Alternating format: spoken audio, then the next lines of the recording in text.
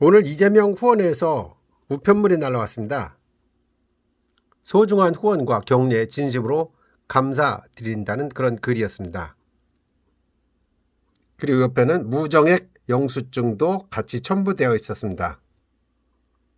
민주당 6후보 중에서 1등, 그리고 전체 대통령 후보 중에서 1등이 되라는 의미로 11만 1111원을 제가 보내드렸었는데 그 영수증을 보내왔습니다. 이재명 대통령 민주당 후보 되신 것을 축하드리고, 그리고 또 대한민국 20대 대통령이 되기를 간절히 희망하면서 이재명론 2부 시작하겠습니다. 여러분 안녕하십니까. 각계 전문가 16인의 긴급 진단과 재언을 담은 2021-2022 이재명론 두 번째 시간이 되겠습니다. 지난 시간 이재명 현상 어떻게 한국 정치를 바꿀 것인가 라는 제목으로 리뷰를 해드렸는데, 오늘은 두 번째 시간으로 이재명의 정치 성장 과정과 리더십을 주제로 살펴보도록 하겠습니다. 이 글을 쓴 장동훈 씨는 전 한국정책방송 원장이면서 MBC 기자를 했었고 SBS 베이징 특파원 및 뉴스통신진흥원 이사를 역임한 바가 있습니다. 자, 서두에 인용문이 하나 실려있죠. 내 구분팔은 소년공 생활에 종지부를 찍고자 공부에 매달리게 했고 법을 공부해 노동자를 위한 인권 변호사의 길을 걷게 했습니다. 비록 내 팔은 굽었지만 또 다른 굽은 팔을 만들지 않도록 하고 싶었습니다. 나의 왼팔은 지금도 말을 걸어옵니다. 굽은 세상을 펼 때까지 절대로 포기하지 말라고 말입니다. 자, 나의 소년공 다이어리에 나와 있던 내용을 여기에 인용을 했습니다. 힘들던 시절의 이야기가 언급이 되고 있습니다.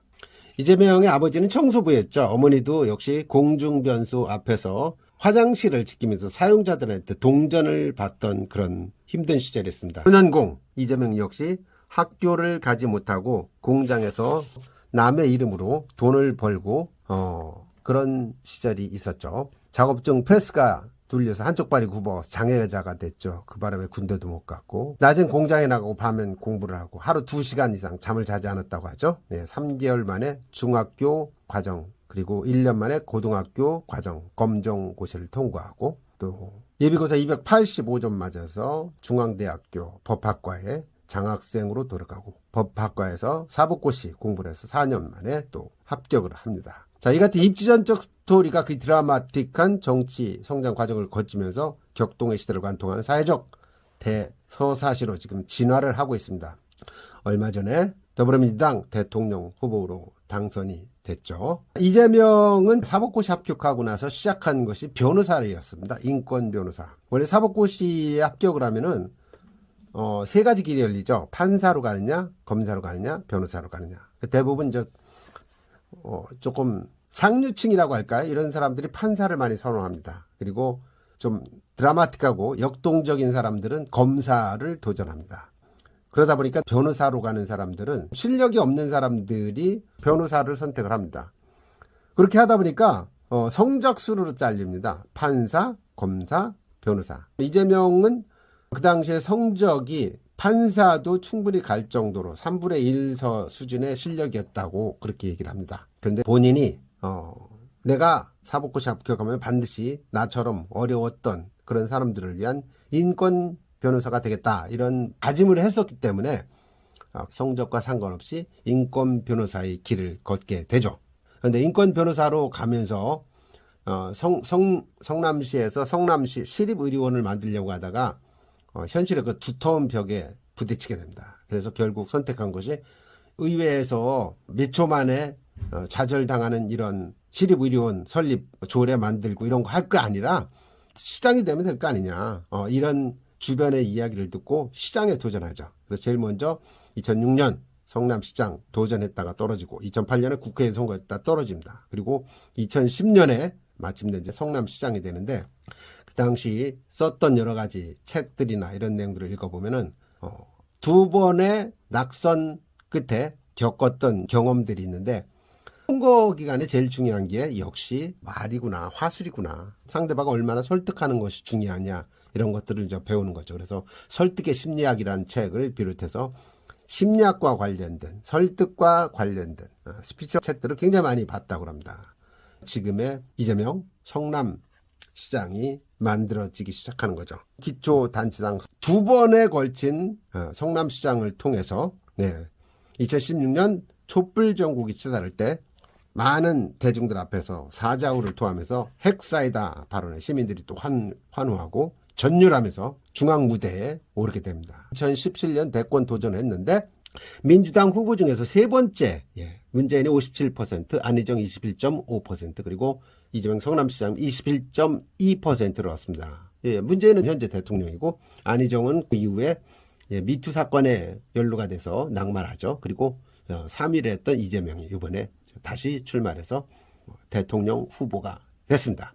이거를 쓴 장동훈 원장은 이재명의 리더십이 매우 독특하다고 이야기를 합니다. 문매를 맞아도 결코 움츠리거나 칼날을 내리는 법이 없다. 검이 그럴수록 더 오뚜기처럼 일어나는. 오직 하나 이재명의 계획 의지와 과단한 추진력. 목표가 분명하면 정면 돌파한다는 얘기죠. 이번에도 어땠습니까? 대장동 사건이 터지자마자 더불어민주당 대표를 비롯한 많은 사람들은 경기지사 그만하고 나와라 이렇게 했지만은 아니다. 내가 거기서 비겁하게 물러서는 모습을 보일 필요는 없다. 국감의 경기도지사로서 할 말 다 하고 나오겠다. 그렇게 해서 할 말 다 하고 나왔죠. 그 바람에 대장동 사건이 어느 정도 희석이 된 그런 부분들도 있습니다. 충분히 해명은 됐다고 생각이 됩니다. 그리고 도둑이 아니라는 사실도 다 밝혀진 거죠. 자, 요 글은 성남시장이 박근혜 하야 촉구 집회를 할 때 했던 이야기죠. 대한민국은 민주공화국입니다. 국민이 나라의 주인이며 모든 권력은 국민으로부터 나옵니다. 대통령은 국민으로부터 권한을 위임받은 머슴일 뿐이지 여왕이나 지배자가 아닙니다. 박근혜는 자신에게 부여된 신성한 통치권을 근본도 알 수 없는 저작거리 안여자에게 통째로 던져버렸습니다. 그는 더 이상 이 나라의 대통령이 아닙니다. 박근혜는 지금 당장 옷을 벗고 집으로 돌아가십시오. 하야하십시오. 그때 하야라는 얘기를 맨 처음에 했던 사람이 이재명 시장이었죠.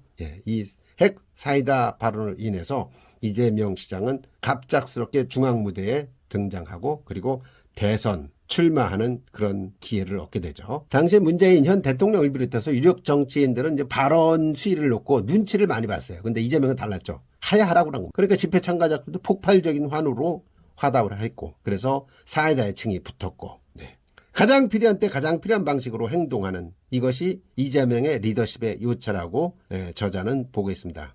이재명의 리더십은 코로나 상황에서 아주 빛을 발했습니다. 2020년 8월 코로나 2차 대유행이 시작될 때 중앙정부는 바로 대응하지 못하고 머뭇거리고 이럴 상황에서 가장 먼저 긴급 재난지원금 지급을 전격 단행을 하죠.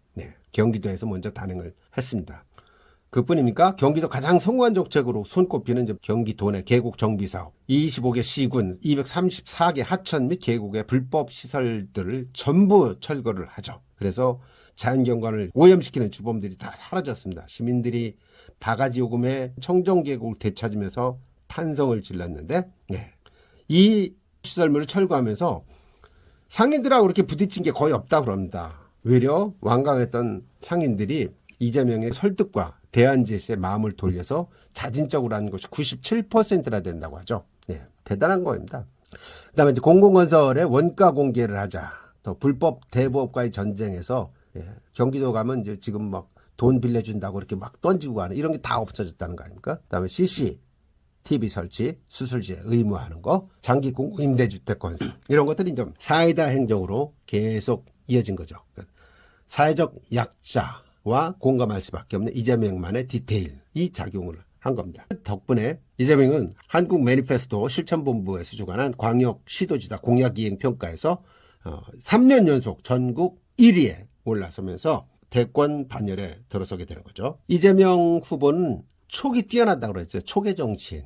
제가 그렇게 소개 안 봐도 있지만 항상 시대의 아젠다를 선점하는 그런 정치 이단화라고 여기서도 소개를 하고 있습니다. 제일 먼저 했던 게 뭡니까? 기본소득이죠. 지금도 기본소득 하면은 이재명을 떠올리게 됩니다. 그만큼 거대 담론으로 자리 잡은 것이 이제 기본소득론인데 이거와 유사한 정책들이 지금 많이 나오고 있습니다. 이낙연의 신복지 정책, 정세균의 돌봄사회, 뭐 이런 것들이 다 이제 기본소득과 대응하는 그런 아류들이다 이렇게 생각하면 될 것 같고, 그래서 더 기본소득을 먼저 주창한 이재명이 뜨고 있는 거죠. 두 번째 특별한 것, 바로 공감 능력이죠. 특별하고 디테일한 그런 부분에 공감 능력이 뛰어나다. 5월 초에 이재명의 고졸 취업 지원 기반 마련을 위한 업무 협약을 할 때 고졸만 졸업한 사람들을 위해서 대학을 안 가면 해외여행비를 1,000만 원 정도 지급을 해가지고 고졸 출신들이 학력으로 인한 임금 차별이 심각한데 국가 역량과 재정 낭비? 아니다. 그래서 한국도 대학에 가면 장학금을 주는데 대학 안 간 사람들한테도 해외 보내는 것을 한번 검토하는 게 어떻겠냐라고 이제 의견을 제기했습니다. 제안하는 형태였는데 이거를 대학 안 가면 1,000만 원 이런 식으로 해가지고 뭐 이상하게 언론에서 이걸 막 틀어버렸습니다. 이재명을 언론에서는 좋아하지 않습니다. 왜 그럴까요? 언론을 개혁한다고 하기 때문이죠. 그래서 이재명은 SNS를 잘 활용합니다. 손가락 혁명군이라고 이렇게 일칭을 하고 있죠. 이거 BTS하고도 비슷합니다. BTS가 어떻게 떴는지 여러분 아십니까? BTS는 방송국 PD를 섭외할 능력이 안 되니까 인터넷을 통해서 자기들을 스스로 홍보하는 그런 SNS 전략을 활용을 했죠. 이재명도 마찬가지입니다. 페이스북, 트위터, 인스타그램 이런 것들을 활용을 해가지고 손가락 혁명군들에게 계속 댓글을 달고 이렇게 하도록 유도를 해왔죠. 그래서 트위터, 유튜브, 페이스북, 카톡, 블로그 이런 것들을 가장 잘 활용하는 순발력이 뛰어난 정치인이 누구냐? 바로 이재명이다. 이렇게 생각하시면 될 것 같습니다. 이재명은 이런 SNS를 활용하는 사람들 집단지성이라고 이렇게 설명을 하고 있습니다. 집단지성. 정치는 말싸움이다. 이재명이 언어 구사력이 탁월하다고 정평이 나 있는데 항상 뭐 광고 카피를 연상할 정도로 단순 명쾌하면서 무척 인상적이죠. 말하는 것이. 촌철살인의 유머도 넘치고 저도 이재명 강의를 몇 번 들어봤는데요. 듣다 보면 참 재밌습니다. 그리고 웃기는 이야기들 참 많이 하고 법률가 출신다운 그런 면모 있고, 그리고 또 이재명이 이렇게 말을 잘하는 것은 성남시장을 하면서 각계 분야의 전문가들과 함께 매주 모임을 했습니다. 포럼 모임을 했죠. 거기서 토론을 하고 진지하게 대화를 나누고 한 번도 빠지지 않고 모임을 하고 토론했다고 합니다. 이런 것들이 이제 내공이 쌓아져 가지고 이렇게 이제 말을 잘하는 그런 사람으로 등극을 한 거죠. 그리고 이재명 하면 떠오르는 게 생존력, 투쟁력, 싸움닭, 그죠? 맷집 뭐 이런 것들. 권력과 기득권층에 맞서 가지고 탄압과 음해를 받으면서도 굴하지 않고 끝까지 가는 그런 모습. 것들이 이재명의 트레이드마크이기도 합니다. 사실상. 경기도지사 선거 당시에 이제 형수욕설 여부의 스캔들로 많이 시끄럽긴 했는데 그럼에도 불구하고 52% 이상 표를 받아서 당선이 됐고 그 이후에는 처음에는 별로 인기가 없었습니다. 28% 정도 됐다고 하죠. 그런데 시간이 흐르면서 나중에는 70% 이상 됐다고 합니다. 자, 이재명 특유의 그 생존력과 투쟁력, 이것은 태생적이라고 봐야 됩니다. 소년공으로서 극한 삶을 살면서 체화가 된 거죠. 그래서 처음에는 처지를 비관해서 2번이나 자살하려고 시도도 했었지만은 나중에는 고통과 절망을 달관하죠. 달관. 능절이라는 표현도 있습니다. 능절. 이재명을 합니다라는 책에도 보면 그런 내용이 나옵니다. 돌이켜보면 2번의 자살 시도 실패가 내 인생의 터닝 포인트가 되었다. 그때부터 나는 세상에 대한 두려움도 사라졌고 어떤 일이 닥치건 대수롭지 않게 해야겠다. 긍정과 희망이 나의 생존 무기가 되었고 긍정하지 않으면 살 수 없고 희망이 없으면 단 한순간도 버틸 수 없었다. 이재명은 합니다.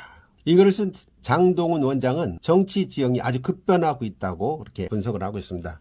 586 세대 내로남불에 청년들이 등을 돌렸고 세대교체 바람도 거세고 또 부동산 정책 실패 이런 것들을 인해서 문재인 정부의 실정, 무능에 대해서 상당수 국민들이 분노하고 있는 이런 상황에서 이준석이라는 38세 청년이 제1야당의 대표가 되면서 또 현 정권에 탄압받는 사람으로 그렇게 비춰지던 윤석열 총장이 야권의 유력 대권주자로 이제 부상을 했는데 거기에 또 대처를 하게 되겠지만 여하튼 국민들은 현명하다고 보고 있습니다. 그리고 냉정하고 TV 토론이 시작이 되면은 이재명의 진가는 분명히 나타날 것이다. 저는 그렇게 분석을 하고 판단을 하고 있습니다. 왜 그러냐? 준비를 그동안 해왔거든요. 성남시장을 하면서 또 경기도지사라면서 행정 경험을 더 많이 쌓았고 충분한 경험을 갖고 있다고 보기 때문에 저는 이재명의 저력 지금부터 시작될 거라고 생각합니다. 2022년 3월 9일 날 이재명이 대통령에 당선된 이후 시작되는 새시대의 개막 어떻게 펼쳐질지 저는 생각만 해도 벅차오릅니다. 여러분들과 함께 지켜볼 수 있었으면 좋겠습니다. 오늘 장종훈 원장의 이재명의 정치 성장 과정과 리더십에 대해서 살펴봤습니다. 여러분들 공감하신다면 구독, 좋아요, 댓글 눌러주시고 많은 분들에게 활용될 수 있도록 해주셨으면 좋겠습니다. 감사합니다.